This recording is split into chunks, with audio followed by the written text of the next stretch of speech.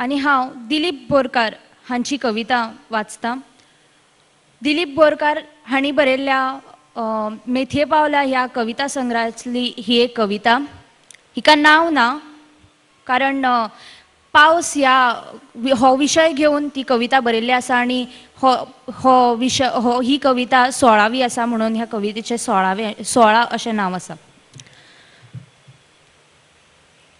आज हांव पावस जावन झडटां, आज हांव पावस जावन झडटां, केन्ना शेणटां केन्ना झुरमुरतां, केन्ना उटंगराच्या दडकांनी पडटा। हांव पावस जावन झडटां, हांव पावस जावन झडटां, हांव पावस जावन झडटां, खसखश्यांचें उदक म्हजें।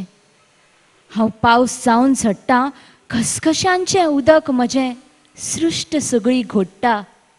हांव पावस जावन झडटां, हांव पावस जावन झडटां।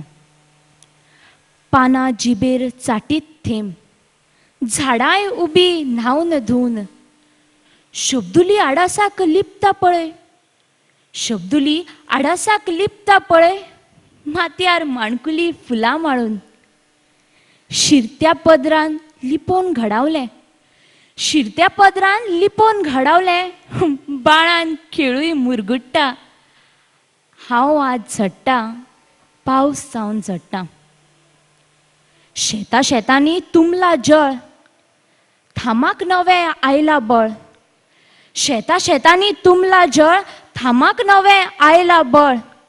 आगोर सोडून भोंवता पिट्टोळ, आगोर सोडून भोंवता पिट्टोळ, धडेर सुकें वचूं वचून, गाबोळी सोडूंक धडपडटा।